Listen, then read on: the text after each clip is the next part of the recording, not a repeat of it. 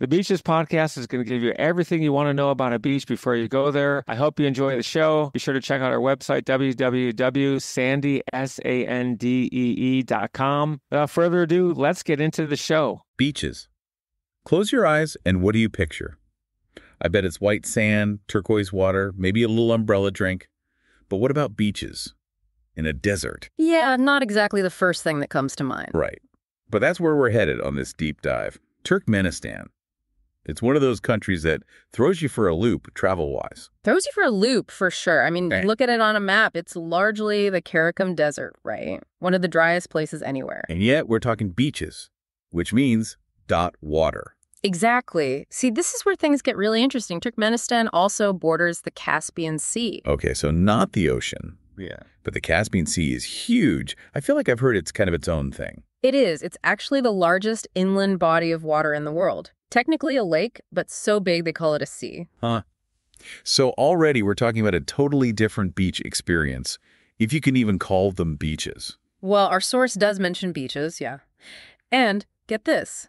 Along with those, they also mention the Silk Road and unique architecture. Now that is a curveball. So we're not just talking like a quirky lake vacation. There's history here too. Where do we even start unpacking this? Well, since we're talking beaches on a lake sea, let's start with what makes the Caspian Sea unique. The biggest thing is no tides, right? Completely different ecosystem. Oh, that's true. So the beaches, if even our sandy beaches are going to be shaped differently, what lives there is going to be different. Exactly. Could be rocky, could have all sorts of weird plants and animals that have adapted to those conditions. See, this is why I love a good deep dive.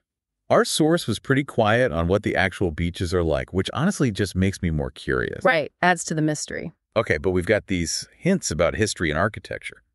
Silk Road, they said. Yeah. Turkmenistan's smack dab in that whole region, historically. Huge Silk Road connection. Merv, one of the ancient cities in Turkmenistan, was a major hub. Caravans, trade, all that. You can just imagine the influence on their architecture and culture. So it's like stepping back in time. Although, speaking of time, we can't talk Turkmenistan without mentioning the Darvaza gas crater. Ah, yes. The door to hell. I mean, come on. A giant crater in the middle of the desert that's been on fire for decades. Since the 70s, supposedly. Yeah. Some accident with natural gas exploration. Unbelievable. Okay, so you've got ancient Silk Road cities, a fiery crater in the desert, and beaches on a lake that might not even be beaches. What kind of travelers drawn to this? Right. It's not your typical beach vacation. Makes you think maybe some people are into that. The mystery of it all. Because there really isn't a ton of information out there, is there? It's not like planning a trip to, a tropical island. Exactly. Makes you wonder, does that make it more appealing to some people? The lack of information. The thrill of the unknown. It's a good question. I guess at the end of the day, we may not know much about Turkmenistan's beaches, but this deep dive has definitely opened my eyes to the country as a whole. It really makes you think, doesn't it? How much does not knowing about a place, how much does that influence whether we want to visit? Something to ponder.